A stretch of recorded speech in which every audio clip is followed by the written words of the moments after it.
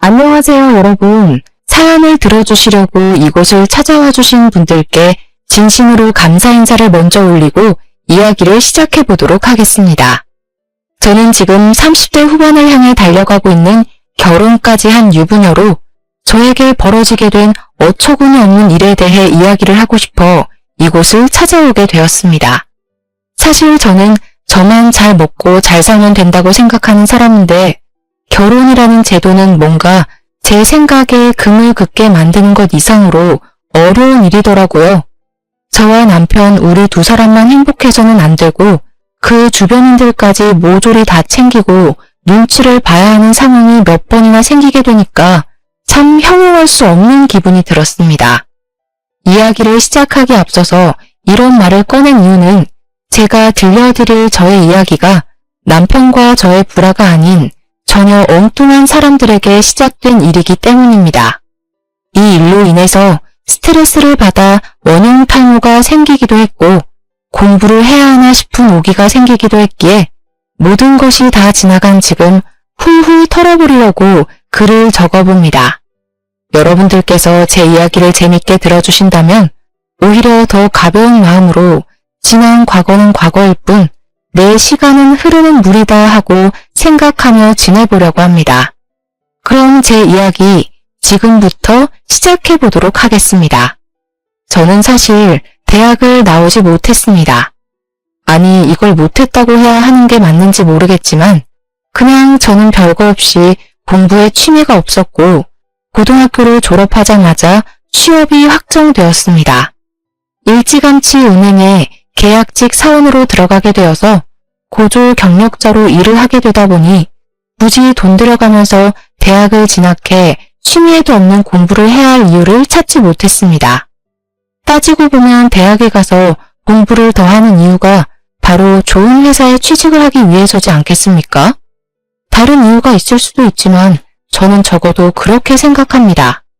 계약직 사원으로 쭉 머물러 있었으면 대학의 소중함을 조금 느꼈을지도 모르겠지만 저는 정말 천운을 타고난 사람인지 아주 좋은 기회를 잡게 되었습니다. 고졸 계약직 사원들을 대상으로 한 특제 공고에 발탁이 되어서 저는 은행 정직원이 되었고 청구에서 오랜 시간 일을 하게 되었습니다. 그러다 제 나이가 28살이 되었을 때 처음으로 저희 지점에서 오게 된 남편을 만나게 되었고 서로 첫눈에 반해버려 연애를 시작하게 되었습니다. 첫눈에 반했을 때 정말 제 인생의 동반자를 만난 것 같다는 느낌을 받았습니다. 이 사람과 1년을 연애하면서 점점 더 그 생각은 짙어지게 되었죠. 식성부터 사소한 습관 하나하나까지 서로 너무 잘 맞는 부분이 많아서 조금 성급할지 모르겠지만 저희는 연애 1년 만에 결혼을 약속하게 되었습니다. 두근거리는 마음을 안고 시댁에 처음으로 인사를 드리러 간 날 저는 시모가 저를 보자마자 대학은 어디를 나왔냐고 묻는 바람에 크게 당황하고 말았습니다. 물론 제가 대학을 나오지 않은 부분에 있어서 쪽팔려 한다던가 숨기고 싶어 한다던가 하는 성격은 아니었기에 금방 마음을 갈무리 하기는 했습니다. 제가 당황을 했던 이유는 보통 첫 만남에 몇 살이냐, 어디 출신이냐, 뭐 이런 걸 물어보지 않겠습니까? 다짜고짜 대학을 어디 나왔냐고 물어보실 거라고는 상상도 못했습니다. 사람마다 각자 맞는 자리가 있다고 생각을 하고 살았던 저는 시모에게 솔직하게 대학을 나오지 않았다고 말씀을 드렸습니다. 사실 결혼하는데 대학을 어디 나왔는지가 얼마나 중요한가요? 명문대 출신의 백수라면 그게 무슨 소용이 있겠습니까? 저는 고졸 출신이긴 하지만 은행 정직원 계약도 했고요. 제 자리에서는 잘 살고 있다고 생각합니다. 근데 제가 대학을 나오지 않는 고졸 출신이라고 말을 하자 시부가 인상을 팍 쓰시는 게 아니겠습니까? 사람 면전에 대놓고 표정 관리하지 않는 모습에 살짝 놀랐습니다. 시모가 저를 보며 과하게 놀라면서 말씀을 하셨습니다. 대학을 나오지 않았다고? 어떻게 대학을 나오지 못한 애가 우리 집 며느리로? 그러시면서 말끝을 흐리고 시부를 바라보시는데 알고 보니 시부가 한의대를 졸업한 한의사더라고요. 그래서 공부, 학벌 이런 거에 상당한 자부심이 있는 사람이었습니다. 그도 그럴 게 우리 남편도 꽤 명문대를 졸업한 은행원이고 시동생도 회계사로 일을 하고 있었습니다. 시댁 식구들이 전부 학벌이 좋은 편에 속하니까 아무래도 대학을 졸업하지 않은 제가 탐탁지 않아 보일 수도 있겠다 하는 생각이 들긴 했습니다. 시모는 그 이후에도 쉬지 않고 저에게 대학을 나오지 않은 것에 대한 질문을 쏟아내기 시작했습니다. 누가 보면 미리 질문지라도 준비할 줄 알았겠어요. 대학은 왜 안 나온 게야? 공부를 못했던 거야? 아니면 집에 돈이 없었던 거야? 아니에요, 어머님. 저는 그냥 고등학교를 졸업하자마자 은행에서 계약직으로. 뭐야? 계약직? 지금 계약직으로 일을 하고 있다는 소리야? 말이 끝나지도 않았는데 제 말을 잘라먹더니 너무 큰 소리로 계약직인 게 사실이냐고 남편을 한번 째려보고 저를 또 한번 보시고 하더라고요. 제 말을 끝까지 들어주셨더라면 이런 오해가 쌓이지도 않을 텐데 중간에 말을 잘라먹고는 저에게 해명 한번 해봐라 하는 태도로 일관하는 시부모가 참 경우 없게 느껴졌습니다. 아니요, 저 지금 정직원이 맞고요. 아니 엄마, 고졸이면 어떻고 계약직이면 어때서 자꾸 잡아먹을 듯이 말을 하세요? 엄마는 고등학교 졸업장도 없잖아. 중퇴잖아, 중퇴.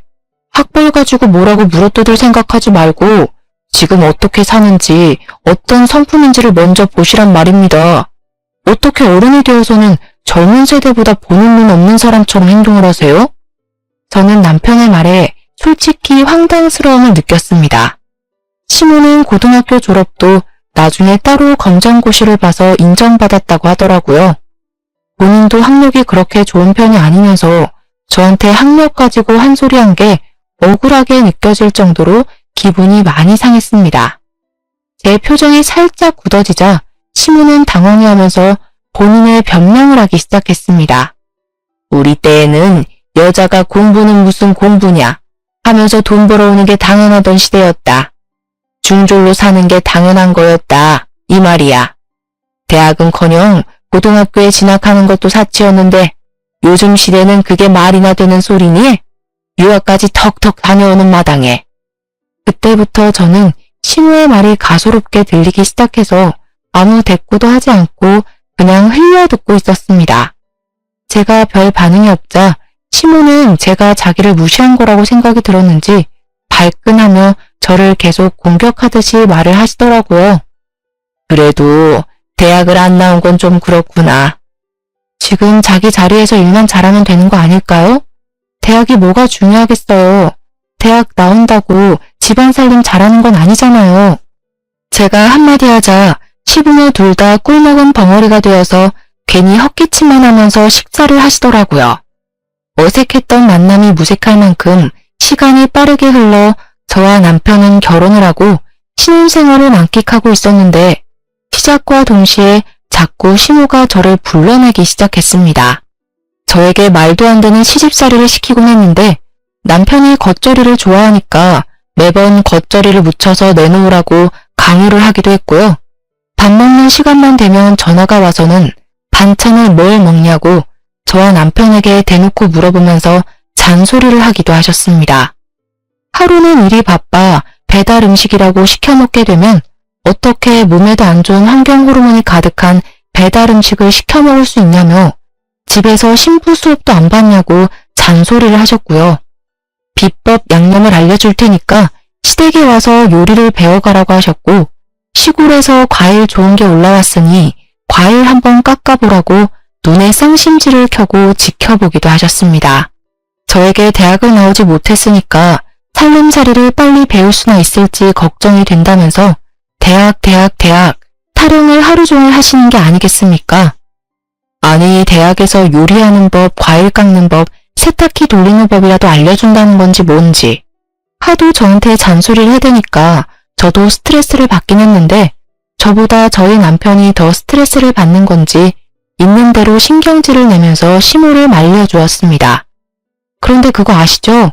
평생 키운 아들이 엄마 편 안 들고 마누라 편 들으면 엄청 서운하다고 우리 시모는 남편이 제 편을 드는 게 서운했었나 보더라고요.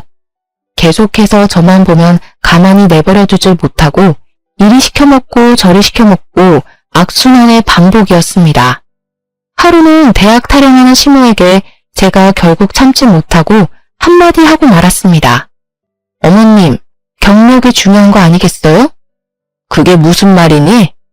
어머님도 대학 안 나오셨는데 살림 잘하시잖아요. 이게 바로 경력이라는 거죠. 너 지금 나 무시하니? 제가 어머님을 왜 무시해요? 칭찬한 건데. 저랑 어머님이랑 둘 다 고졸이니까 저도 어머님처럼 잘하겠죠. 시모의 얼굴이 불그락푸르락해졌지만 대학을 가지고 더 말을 하지 못하고 부들부들거리고 있었습니다. 솔직히 저도 시모랑 유치하게 싸우고 싶은 마음은 전혀 없었는데 자꾸 학벌 가지고 한 소리 하니까 저도 더 이상 참을 수가 없더라고요. 그 이후에도 남편이랑 주말에 같이 시댁에 가면 한의사라는 부심이 있는 시부가 제 학벌을 가지고 한 소리 하고 싶어 하는 게 눈에 빤히 보였습니다. 하지만 저도 한 성격 하는지라 지지 않고 맞서기 시작했더니 저한테 대놓고는 말을 못하시고 시모한테 잔소리를 하시더라고요. 시모랑 저랑 같이 장을 보고 왔는데 물건값 계산이 잘못돼서 시모에게 다시 갔다 와야겠다고 말했더니 시모가 저를 나무라셨습니다. 너는 은행식이나 다니는 애가 이런 걸 똑바로 챙겼어야지. 옆에서 멀뚱멀뚱 서 있기만 하니까 이런 실수가 생기는 것 아니니? 대학을 안 나와서 그런가 댐이 부족한가 보지. 어찌된 게 부부 사이의 사이가 아주 돈독하네. 둘 다 고졸이라 그런가? 그런 식으로 한의대 출신이라고 본인 스스로를 추켜 세우는데 솔직히 나이고 뭐고 저게 뭐하는 짓인지 아주 꼴불견이었습니다. 저는 결혼한 지 몇 개월 되지 않아 시댁에 가는 발길을 서서히 끊으려고 준비를 했습니다.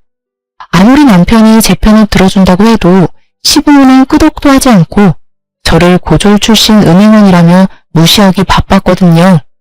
물론 저도 그런 시부모에게 타격을 받는다거나 제 스스로 무너진다거나 하지는 않았지만 매일 바뀌지 않는 레퍼토리에 익숙해질 필요도 없으니 시댁에 방문하기를 꺼려했습니다. 제가 별 트집을 잡히지 않으려고 은근히 시모가 시키는 일을 척척 해내고 있었는데 하루는 저에게 빨래를 어떻게 하느냐 물어보셔서 세탁기로 한다고 말씀을 드렸습니다.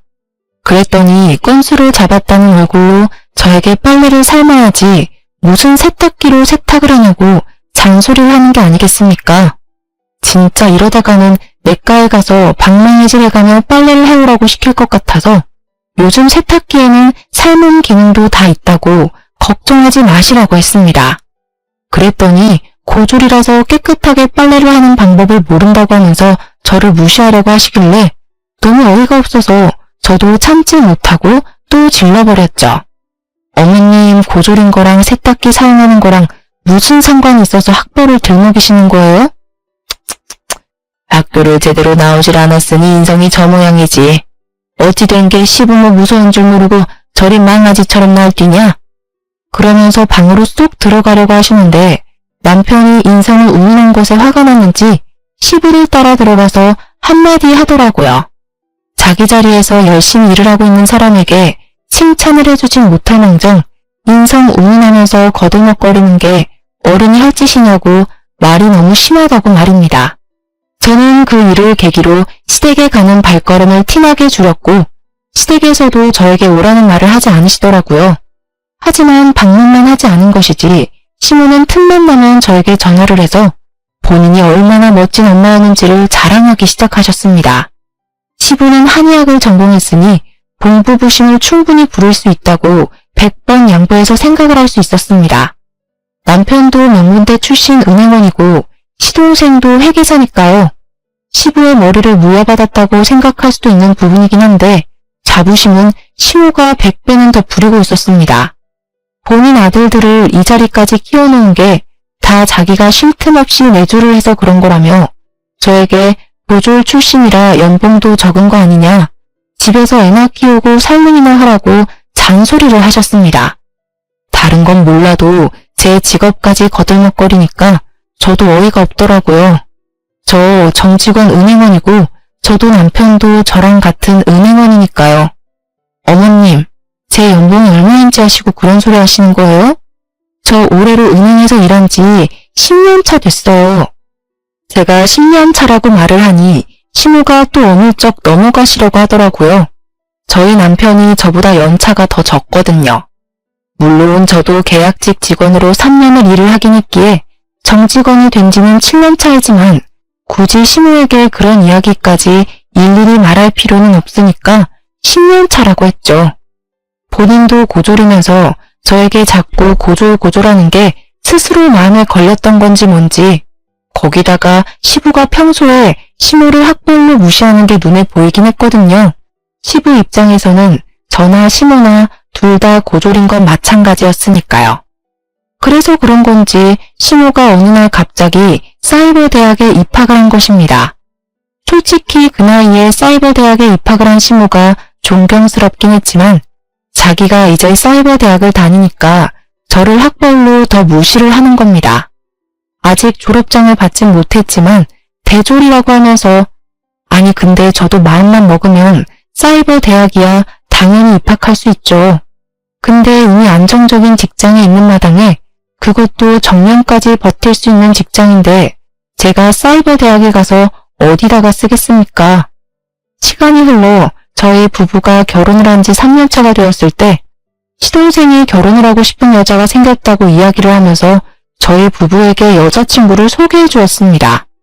시동생이 저와 나이가 같았는데 동서가 될 시동생의 여자친구 또한 저와 동갑내기더라고요. 시댁에 인사를 딱 왔는데 옷도 그렇고 생긴 것도 그렇고 너무 단정하게 차려입고 왔는데 시부가 흥미를 보이면서 직업이 뭐냐고 물어보았습니다. 예비동서는 아주 당당하게 본인 직업이 의사라고 이야기를 하는 게 아니겠습니까? 시부가 의사라는 말에 신이 나서 예비동서에게 살갑게 구셨습니다. 어이구, 우리 예비 며느리가 의사구나. 나도 의사인데. 우리 집안에 의사가 둘이나 되는구나. 입이 귀에 걸려서 껄껄 웃으시는데 저를 처음 봤을 때랑은 너무 다르게 동서를 대하는 모습에 속이 살짝 뒤틀릴 뻔했습니다. 제가 또 공부나 학벌 이런 걸 따지는 시부의 성격을 아니까 그냥 별소리 없이 조용히 있었는데 동서가 시부의 눈을 똑바로 바라보면서 이런 말을 하더라고요. 아버님은 한의사라고 들은 것 같은데 저는 그냥 의사요. 그 말에 저랑 남편이랑 둘이 은밀하게 시선 교환을 했는데 둘 다 말하지 않아도 알아요. 딱 그 표정이었습니다. 예비동서의 성격이 장난 아니구나 하고 알게 된 시작이기도 했습니다. 당연히 동서의 말에 시부모님 두 분 다 당황했는데 예비동서는 마치 아무런 일도 없었던 것처럼 평온하게 커피를 마시고 앉아있더라고요. 그때 시모가 저에게 과일을 좀 내오라고 시키셨고 동서가 인사를 드리러 온 자라니까 잡일 정도는 제가 해도 되겠다 싶어서 과일을 깎아서 내왔습니다. 동서 앞으로 과일을 밀어주는데 저를 빤하게 보더니 정말 가까이서 집중하고 보지 않으면 보이지도 않을 비웃음을 살짝 흘리는 게 아니겠습니까? 속으로 이게 무슨 표정이지? 지금 나를 비웃은 건가? 생각을 하면서 지금 제가 느끼는 이 묘한 분위기가 뭘까? 동서의 눈치를 살피고 있었습니다. 동행원이라던 형님 맞으시죠? 되게 순종적으로 사시는구나. 순간 제가 느낀 그 비웃음이 진짜 비웃음이었다는 걸 깨닫고는 예비동서에게 저도 똑같이 돌려주었죠. 곧 있음 제가 형님이 될 텐데 지금 순종적이라는 표현이 맞는 말인가요? 그리고 제 할 일을 했을 뿐이에요. 아, 할 일이 과일 깎는 일? 그러면서 피식하는데 아니 반말은 왜 반말인지 어이가 없어서 순간 남편의 얼굴이 티가 나게 굳었는데 시부는 의사라는 예비동서가 마음에 들었는지 갑자기 다른 주제로 말을 돌리시면서 예비동서와 대화를 하기 시작했습니다. 그 틈에 끼어들어서 남편이 예비동서에게 한 소리 하는 것 또한 모양새가 좋아 보이지 않았기에 저와 남편은 그 뒤로 시동생과 동서에게 관심을 끊었습니다. 그런데 시부가 동서를 엄청 마음에 들어한 게 눈에 딱 보였다고 하지 않았겠습니까? 결국 시동생 결혼을 팍팍 밀어붙여서 시키더라고요. 결혼을 한 이후에는 입으로 표현하면 욕만 줄줄 나올 정도로 어이가 없었습니다. 시부가 대놓고 동서를 예뻐하니까 동서의 기고만장이 하늘을 찌르기 시작한 것입니다. 원래 누울 자리 보고 뻗댄다고 동서도 시부가 뭐만 하면 의사 며느리라고 편을 들어주니까 시부가 무시하는 저를 같이 무시하면서 재수없게 굴더라고요. 저에게도 동서가 생기고 처음 맞이하는 명절이 되었는데 첫 명절에 여러분들은 시댁에 가서 뭘 하셨는지 기억이 나시나요? 보통은 일찍 와서 식사 준비를 거들거나 시부모님과 대화를 한다거나 해야 하는 거 아닌가요? 우리 동서는 그런 행동을 한 번도 한 적이 없습니다. 자기가 의사라서 명절이고 휴일이고 할 것 없이 바쁘다면서 시간이나 날지 모르겠다고 오후에 잠깐 들릴게요. 이러고 있더라고요. 저는 의문이 당연히 들었죠. 의사는 무슨 명절에 쉬지도 않고 수술이랑 진료가 있답니까? 거기다가 뭐 대학병원 의사도 아니고 동네 병원 의사였어요. 분명 빨간 날 쉰다는 걸 알고 있는데도 뻔뻔하게 의사라서 일이 바쁘다고 말하는 게 황당한 거죠. 차라리 살림하는 게 싫어서 늦게 오겠다고 하던가. 하지만 시부는 또 동서 편을 들면서 의사면 평일이고 주말이고 그런 게 없는 게 당연하다고 우리 며느리 고생하니까 그냥 푹 쉬라고 하는 게 아니겠습니까? 당연히 고졸 출신 은행원에게는 해당 사항이 없는 말이었죠. 저는 잔소리꾼인 시모 옆에 찰싹 달라붙어서 식사 준비를 다 마쳤더니 동서가 그제야 빼꼼 얼굴을 들이밀더라고요. 근데 그날 우리 남편이 점심을 먹고 체하고 말았습니다. 속이 더부룩하다고 하더니 얼굴이 창백해져서 손발까지 얼음장처럼 차가워졌더라고요. 제가 놀래서 남편의 손발을 주무르고 시부가 한약으로 된 소화제와 손을 따주겠다면서 침을 들고 나와 남편의 손을 따주었습니다. 남편의 손에서 검붉은 피가 줄줄 흘러나오는 것을 보더니 동서가 기겁을 하는 게 아니겠습니까? 정말 한 글자도 틀리지 않고 이렇게 말을 하더라고요. 아니, 미개하게 왜 바늘로 손을 따는 거예요? 위장약 먹으면 금방 소화가 될 텐데 민간요법이니 뭐니 하면서 침 놓는 거 정말 이해가 안 되네요. 아니, 시부한테 어떻게 미개하다는 표현을 쓸 수가 있습니까? 시부는 자기 귀로 들은 게 맞냐는 표정으로 동서를 바라보고 시모 표정도 완전히 썩어 들어갔습니다. 그것뿐이라면 사실 동서에 대한 이야기를 이렇게 줄줄이 늘릴 필요도 없죠. 동서는 바쁘다면서 명절이고 시부모 생신이고 뭐고 집안일에 도움이 되는 일은 한 적이 없습니다. 얼굴을 비추는 것도 모든 상이 다 차려진 다음에 마치 자기가 주인공인 것 마냥 뒤늦게 도착해서 말뿐인 사과를 건넬 뿐이었습니다. 제가 몇 번을 넘어갔지만 더 이상은 봐주면 안 되겠냐는 생각에 동서를 붙잡고 이야기를 했습니다. 아무리 그래도 명절이랑 시부모 생신 때는 제때 나타났으면 좋겠다고 말입니다. 형님, 손윗사람만 유세를 떨고 싶긴 한가 봐? 나 박간이라는 사람이야. 의사라고 의사. 남들이 어떻게든 며느리 붙잡고 싶어하는 사람이 바로 나라고. 동서가 의사인 건 잘 알지. 의사고 나부랭이고 뭐고 집안 행사에 늦지 말라는 게 어려워? 의사가 뭐 병원에서 진료만 보고 쉬는 줄 알아? 내가 바빠서 이런 시간도 겨우 내는 건데 앞으로 이 시간도 내면 안 되겠다. 제가 동서를 붙잡고 이야기를 하고 있었는데 뒤에서 시모가 이야기를 듣고 있었나 봐요. 어이가 없다는 듯이 허하고 헛기침을 내뱉자 동서가 시모한테 가르치듯이 어머님, 엿들이시면 안 되죠. 하는 게 아니겠습니까?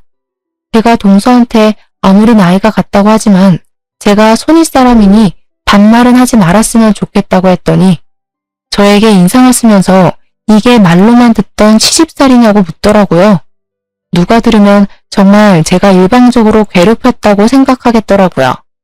그 뒤로 동서는 2년이라는 시간이 흐르는 동안 집안 행사에 참여하다기보다 돈으로 해결을 하려고 했습니다. 시부가 한의사로 오래 일을 했고 한의원 운영이 잘 돼서 돈이 부족한 살림은 아니었단 말입니다. 그런데도 당당하게 동서는 돈봉투를 들이밀더라고요. 동서도 의사니까 얼마나 용돈을 드리는지 궁금하기도 하고 해서 슬쩍 시모한테 물어봤는데 올해도 참석 못해요 라고 당당하게 말을 하면서 용돈 액수는 10만원, 20만원 들어있는 게 끝이라고 흉을 보시더라고요. 생신날에도 고작 10만원 넣어서 줬대요 글쎄. 시부모가 오죽하면 그 돈봉투를 돌려주면서 차라리 제때 와서 일을 하고 거들었으면 좋겠다고 했더니 동서가 자기는 의사라 바빠서 안 된다고 딱 잘라 말하더래요. 시부가 열이 받아서 나도 의사야 했더니 동서가 깔깔 웃으면서 양약이랑 한약이랑 같냐고 대묻는 바람에 시부 역시 완전히 빠졌다고 했습니다. 저는 진짜 동서에게 다른 의미로 박수를 쳐주고 싶었어요. 머리에 꽃을 꽂은 년이 따로 없지 않겠습니까?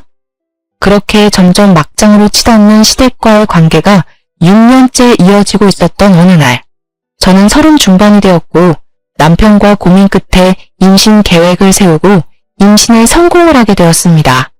사실 결혼 6년 차에 아이를 가지게 되었으니 많이 늦기도 했고 시댁에서도 아이를 정말 오랜 시간 기다려 오셨거든요.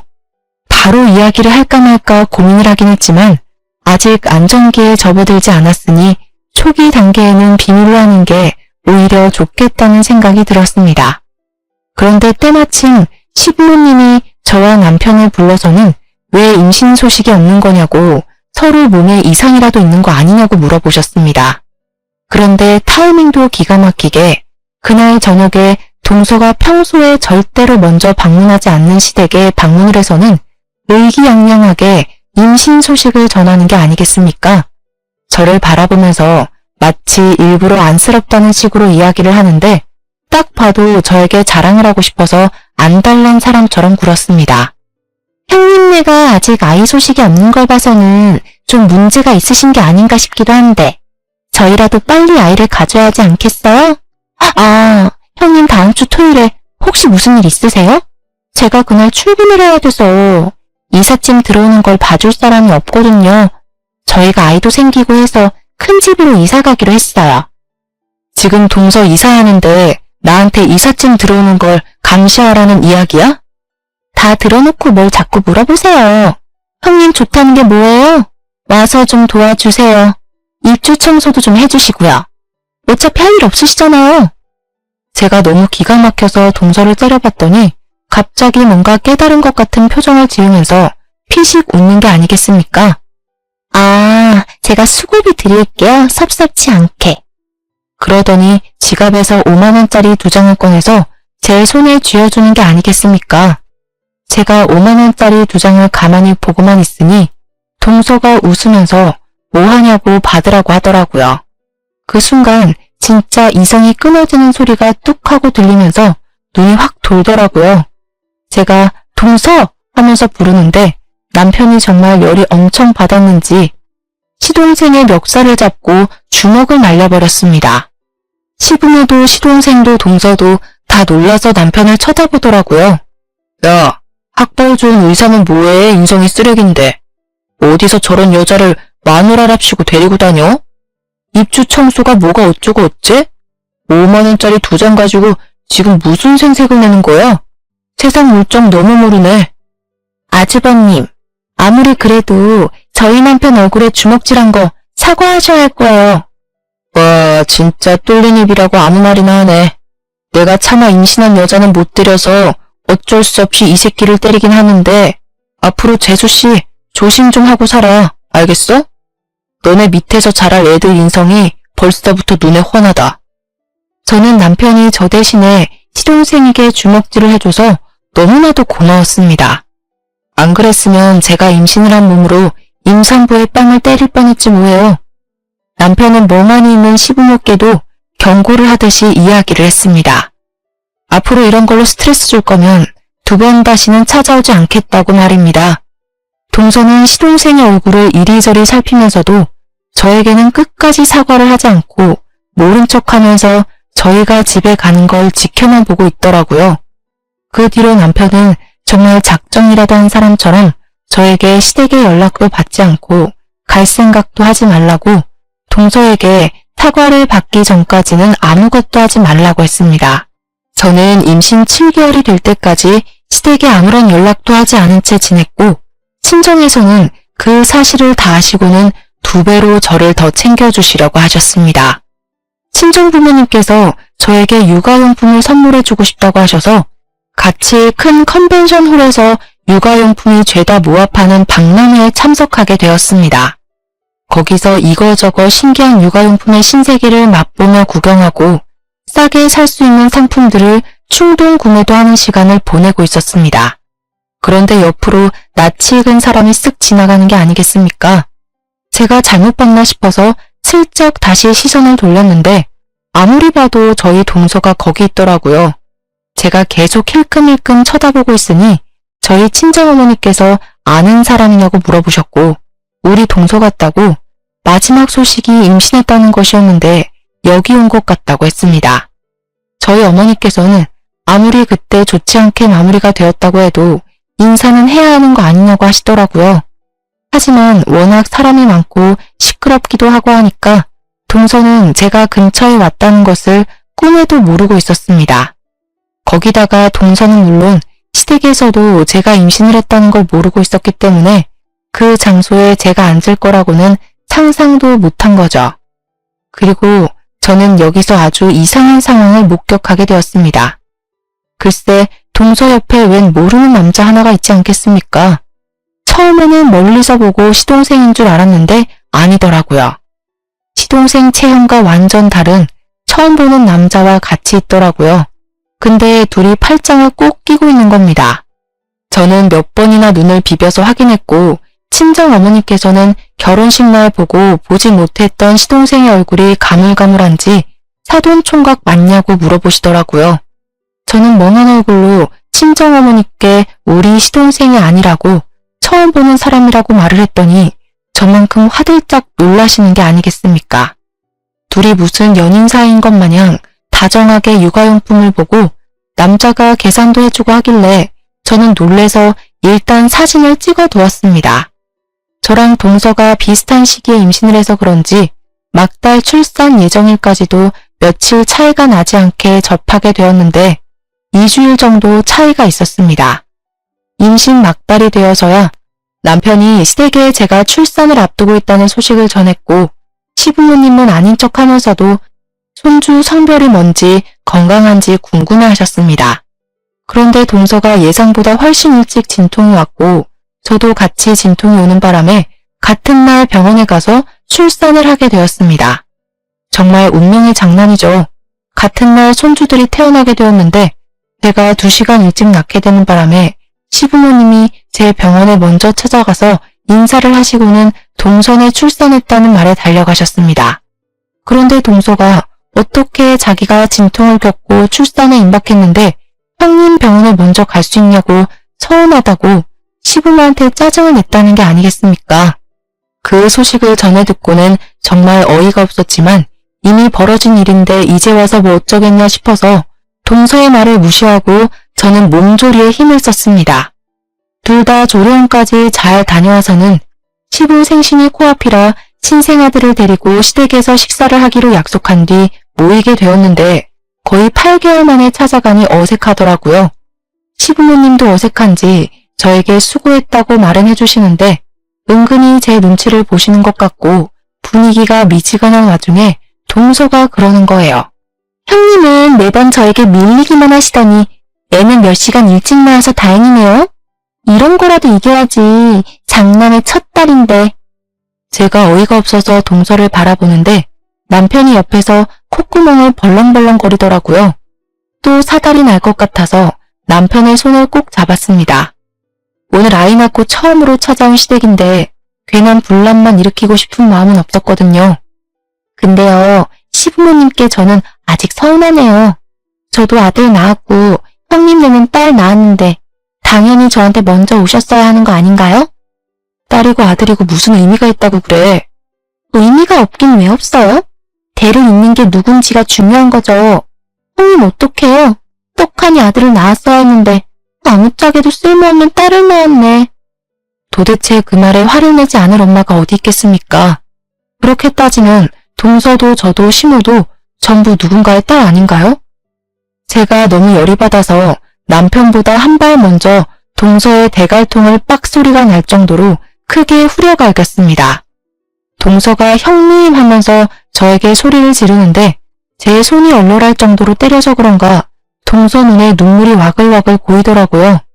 저는 더 이상 이 아나무인한 동서의 행태를 봐줄 수 없다는 생각에 열이 받아서 육아 박람회에서 찍었던 사진을 동서에게 들이밀었습니다. 동서, 이 남자 누구야? 동서가 낳은 아들이 우리 시동생 아이는 맞아? 지금 저 미행하셨어요? 와, 형님 진짜 무서운 사람이네. 미행? 내가 왜 동서를 미행해? 나도 우연히 갔다가 본 거야. 아주 둘이 팔짱 끼고 육아용품 계산도 해주고 장난 아니게 기쁜 사이 같아 보이던데? 그 말이 끝나기 무섭게 시동생이 무슨 소리를 하는 거냐고 하더니 제 휴대폰을 빼앗듯이 가져가서 사진을 하나하나 확인을 해보는 거 있죠. 그러면서 동서 얼굴이 새빨갛게 달아오르더라고요. 시동생이 아는 사람인 건지 뭔지 아직도 이러고 있는 거냐고 소리를 지르는데 동서가 아니라고 오해라면서 당황한 채 시동생에게 변명을 하는 게 아니겠습니까? 형님 정말 소름 돋는 사람이야. 이거 전부 조작된 거야. 이 배경 우그러진 거 여기 티나지 않아? 이거 포토샵으로 조작한 거라니까. 포토샵으로 조작은 무슨. 나 그런 프로그램 다룰 줄도 모르는 사람이거든. 내 눈으로 똑똑히 봤어. 우리 친정 부모님까지 함께. 그러자 시동생이 완전히 큰 목소리로 동서를 쥐잡듯이 잡으면서 지금 누워있는 저 애가 자기 자식은 맞는 거냐고 의심이 가득한 말로 추궁을 하는 게 아니겠습니까? 알고 보니까 그날 육아대전에 같이 왔던 그 남자가 시동생도 아는 남자였는데 동서의 첫사랑이나 다름없는 사람이라고 하더라고요. 거의 10년 가까이 만났던 사람인데 동서가 너무너무 사랑해서 죽기 살기로 매달렸던 남자였다고 하는 겁니다. 그 남자가 바람을 피우고 딴 여자랑 결혼을 하는 바람에 동서도 홧김에 시동생이랑 서둘러 결혼을 했는데 그 뒤로 새벽에 첫사랑에게서 가끔 연락이 도착했대요. 찌질한 남자의 표본을 빼다 박은 그 남자는 동서에게 새벽마다 자니? 라는 문자를 보내기도 하고 그걸 시동생이 몇 번 목격까지 했다네요. 그래서 새벽에 물건을 집어던지면서 싸운 적이 한두 번이 아니라는 겁니다. 완벽하게 연락도 차단했다 안 한다 안 본다 했는데 둘이 같이 있는 모습을 제가 떡하니 목격하고 사진까지 찍어서 보관을 했던 거죠. 시동생이 동서에게 큰 소리를 떵떵 치면서 저 아이가 내 아이라는 거 못 믿겠다고 유전자 검사를 하겠다고 난리가 났고 동서는 무슨 소리 하는 거냐고 그런 거 못한다고 강짜를 부렸습니다. 이런 식으로 절 엿먹이면 좋으세요? 진짜 음침한 사람이다. 동서가 말을 하는 순간 시동생이 열이 받았는지 동서의 뺨을 갈기더라고요. 뺨을 맞은 동서는 충격을 받아 아무 말도 하지 못하고 멍하니 서 있었습니다. 네가 더 문제 있는 사람이야. 아주 보자 하니까. 유전자 검사 진행할 테니까 그런 줄 알아. 결국 시동생네는 시조카의 유전자 검사를 진행했고 정말 믿기지 않게도 친자 불일치라는 결과를 받게 되었습니다. 당연한 수순으로 시동생은 이혼 소송을 진행했는데 동서가 울고불고 매달리면서 이혼만큼은 죽어도 안 된다고 빌었다는 게 아니겠습니까? 그 첫사랑이라는 놈이 엄청난 논팽이였고 여자라면 사족을 못 쓰는 놈이라 이혼만 3번 했던 전적이 있다고 하더라고요. 동서도 그런 놈이랑 평생 살기 힘들다는 것을 알고 있으니 직업 괜찮고 적당히 사랑할 수 있는 시동생을 골라서 결혼을 했던 거고요. 하지만 시동생이 호구도 아닌데 그런 결혼 생활을 왜 유지하겠습니까? 유책 배우자는 아무런 힘도 없다는 거 다들 잘 아시죠? 재산 분할은 물론이고 위자료까지 전부 받아낼 수 있는 모든 것을 다 받아낸 시동생도 정말 대단하다고 생각했습니다. 동서는 끝까지 저에게 그런 치부를 어떻게 만천하에 드러낼 수 있냐고 따져 물었고 저는 억울해하지 말라고 했습니다. 어이가 없네? 동서. 아니 이제 동서도 아니지. 그러게 왜 바람을 피우고 그래? 그 뒤로 저에게 가끔 번호 없는 메시지로 저주를 퍼붓는 문자를 보내는 동서에게 화가 나고 그동안 당했던 일들이 새록새록 떠오르더라고요. 분풀이라도 제대로 해야겠다 싶어서 동선의 병원이 있는 동네 맘카페에 장문의 글을 작성해서 올렸습니다. CC병원 여의사 김땡땡은 보아라 하는 제목으로 불륜을 저지르고도 뻔뻔하게 남의 자식 뱃속에서 키우면서 가족들을 기만했던 사실을 고발하는 글을 올렸습니다. 거기다가 환자들을 돈으로만 생각하고 친절은 어디다 갖다 버린 건지 부도덕한 짓을 한두 번 한 게 아니지 않냐고 반성하라고 말입니다. 당연히 동서는 동네 병원 페이닥터로 있던 그 자리마저 잃게 되었고 다른 동네 병원으로 옮겼다는 소식을 듣게 되었습니다. 이대로 복수를 접을 수 없지 않겠습니까? 저는 또 옮긴 병원 동네에 있는 맘카페에다가 똑같은 글을 또 올려버렸습니다. 동서가 병원을 옮겼다는 소식을 들을 때마다 어떻게든 그 지역 카페를 찾아서 글을 올렸습니다.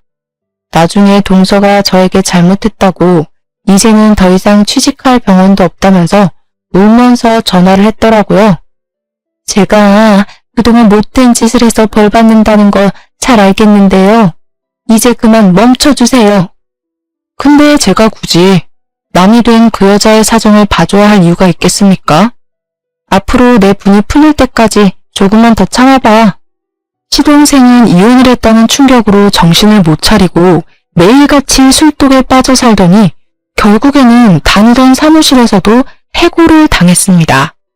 시부모님은 우리 잘난 아들이 여자 하나 잘못 만나서 이 꼴이 됐다고 맨날 신세한탄을 하셨고 저는 속으로 고소해하면서 겉으로는 시부모를 위로하는 척했습니다. 저희 딸은 무럭무럭 잘 자라고 저와 남편의 사이에도 여전히 굳건하게 비온 뒤에 굳은 땅처럼 잘 지켜내고 있는 중입니다.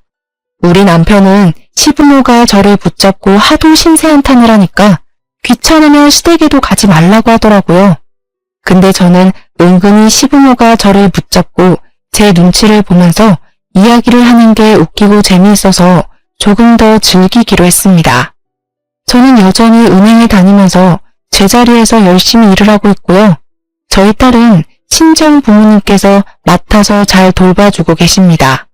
시부모님이 본인들이 봐줄 수 있다고 하시면서 손녀딸 보고 싶어 전전긍긍하는 거 잘 알고 있긴 하지만 그동안 저 학벌로 무시한 게 성질이 나서요.